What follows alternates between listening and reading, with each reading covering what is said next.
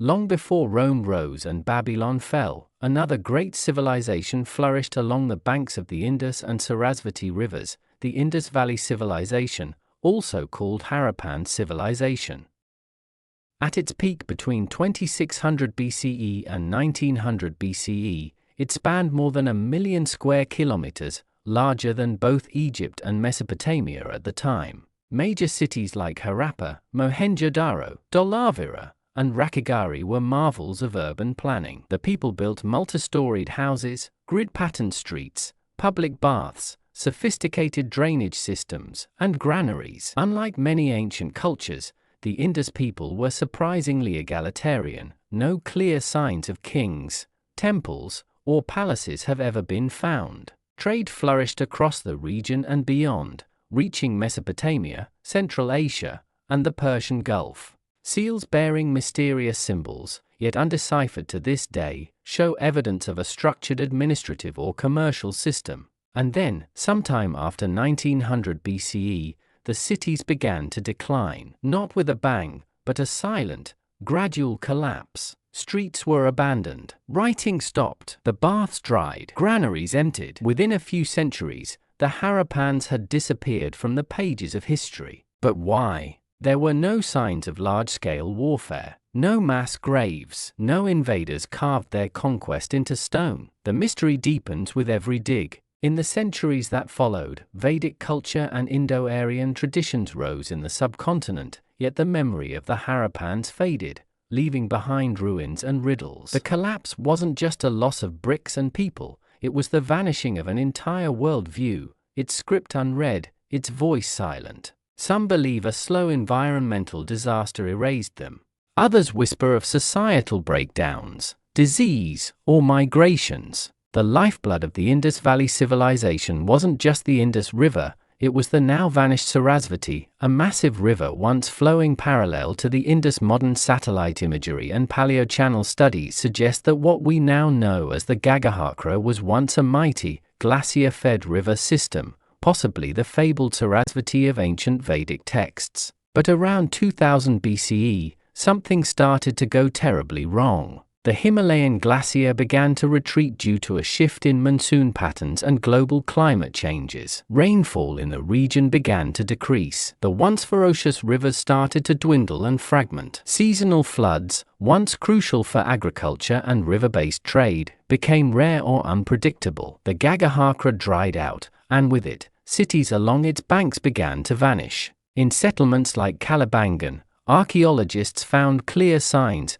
Plowed fields were abandoned, wells deepened and then stopped being used altogether. Dholavira, once a thriving trade hub, began to shrink. The water reservoirs were expanded, desperate attempts, perhaps, to store the last of the monsoon rains. This climate disruption didn't just dry up fields, it shattered an entire way of life built around seasonal river rhythms. Yet, there was no chaos. Instead of riots or burning cities, the Harappans seemed to have quietly retreated. Some migrated eastward toward the Ganges plains, others moved south into Gujarat and Maharashtra, forming smaller, less urbanized cultures. Unlike civilizations that fell to war or plague, the Harappan disappearance feels like a slow surrender to nature's changing moods, a graceful fading rather than a catastrophic fall. This theory is supported by recent studies using climate data, isotopic evidence from shells and sediments, and even ancient tree rings. It all points to a sharp decrease in monsoon rains around 2100 BCE, a millennia-defining drought that altered the course of history. And yet, many questions remain. Why did some cities last longer than others? Why did the Harappans not adapt more radically, as other civilizations did? Could there be another force, still hidden, that pushed this slow collapse into oblivion? As the climate changed and rivers dried, another set of hidden forces may have been tearing the Indus Valley Civilization apart from within: disease, economic collapse, and societal unraveling. Though the Harappans had no known palaces or temples, they had remarkable organization, large storage facilities, standardized weights and measures, and advanced sanitation. But such complexity comes at a cost. The moment one part of the system fails, the whole civilization becomes vulnerable. Recent studies have uncovered evidence of possible infectious disease outbreaks in some Indus sites. Skeletons in Mohenjo-Daro and Harappa show signs of trauma and infections, especially in the later layers. Cramped urban living, coupled with climate-driven water shortages, could have turned those once clean drains into breeding grounds for pathogens. A pandemic, perhaps cholera-like in nature, could have quietly ravaged the population. Meanwhile, the Indus Valley's economic backbone, trade with Mesopotamia and Central Asia, began to erode. Mesopotamian records mention Meluhar, widely believed to refer to the Indus region, but those references vanish after 1900 BCE. Dried rivers made inland transport difficult, and declining urban centers could no longer produce or export goods at earlier scales. This trade collapse may have also hit their social structure. Harappan society, with no kings or armies, might have been built on mutual interdependence, a delicate balance between artisan classes, traders, farmers, and administrators. As resources dwindled and trade faltered, this social web may have frayed. Archaeological evidence also hints at violence during the final phases. Cramped burials, remains scattered near streets, and skeletal trauma suggest the peaceful veneer may have cracked in the end. Looting, unrest, or even civil strife could have followed as water, food, and trust became scarce. And then, silence. The uniformity of bricks, weights, and symbols that once spanned the civilization disappears. Writing vanishes. Crafts decline. Ritual spaces shrink. It is as if the collective identity of the Harappan people disintegrated, piece by piece. Some survivors may have merged into rural populations or moved eastward, giving rise to later cultures along the Ganges. But the urban soul of the Indus Valley had been extinguished. Still, there is one more controversial theory, a late intrusion of new people, perhaps bearing new languages, gods, and rituals. Could the final blow have come from outside? One of the most debated and politically charged theories surrounding the fall of the Indus Valley civilization is the Aryan migration theory. Proposed in the 19th century, the theory suggests that around 1500 BCE, groups of Indo-Aryan-speaking pastoralists migrated into the Indian subcontinent from Central Asia or the Eurasian steppes. These newcomers, possibly riding chariots and carrying with them the early Vedic culture, may have clashed with or displaced the existing Harappan inhabitants. The Rig Veda, one of the oldest known texts in the world, speaks of people called the Dasa or Dasyo, non-Aryan tribes who lived in fortified cities, used non-Vedic rituals, and were considered culturally different. Some scholars have drawn connections between these references and the declining Harappan cities, suggesting that the Aryans encountered the last remnants of the Indus Valley civilization. However, there are major complications. First, the chronology doesn't fully align. Most mature Harappan cities were already in decline by 1900 BCE, while Aryan migration is dated around 1500 BCE, a gap of nearly 400 years. There is little to no evidence of large-scale battles, burned cities, or sudden cultural replacement in the archaeological record.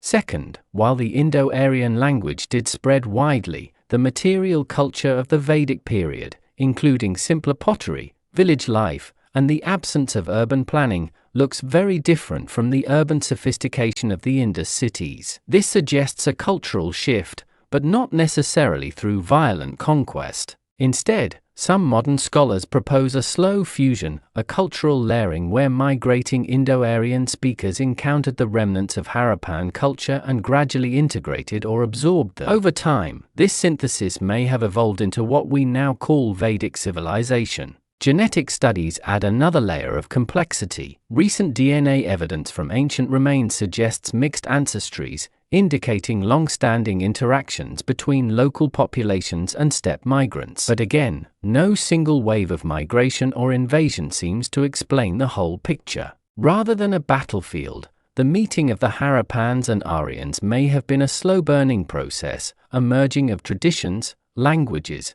and rituals over generations. So, was the Aryan arrival a cause of the Indus collapse, or simply a successor that inherited a shattered world? The jury is still out, but in either case, it marked the beginning of a new age on the subcontinent, one that remembered nothing of the bricks, seals, or silent streets of the civilization that came before. And so we arrive at the final question: what does this silent disappearance mean for us today? Thousands of seals etched with symbols, some animal, some abstract, were once used to mark property, goods, or identities. Despite decades of study, these symbols have never been conclusively decoded. Without a Rosetta Stone or bilingual inscription, the Harappan script remains one of the great unsolved linguistic mysteries of the ancient world. This silence has denied us insight into how they thought, what they believed, or how they saw the world. There are no Harappan legends passed down in Vedic hymns or folk tales. Their worldview vanished completely, like a song whose language no one speaks anymore. And yet, their fingerprints are everywhere. Many archaeologists believe that certain agricultural techniques,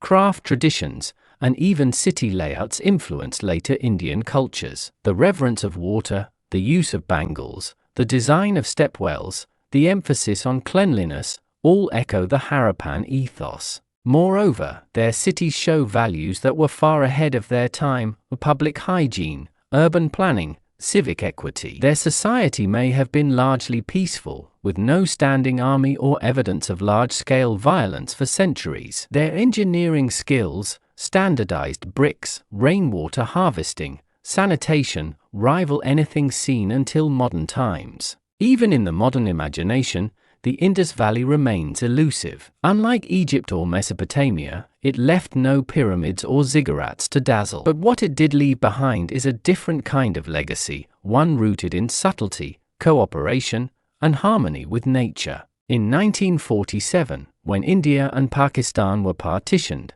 the ancient cities were divided too. Mohenjo-daro fell in Pakistan, Harappa near the new border, and Dholavira in India's Gujarat. Yet the shared heritage remains a silent bridge between the two nations. The Harappans did not disappear entirely. Perhaps they became farmers in the Gangetic plains. Perhaps their descendants still walk among us. But what vanished was their urban dream, a vision of society that worked without empires or emblems of conquest. And maybe that's why they are so difficult to remember, and yet so important to rediscover. Because in a world shaped by conquest and collapse, the Indus Valley civilization reminds us of another possibility: a world built not on war, but water; not on kings, but communities;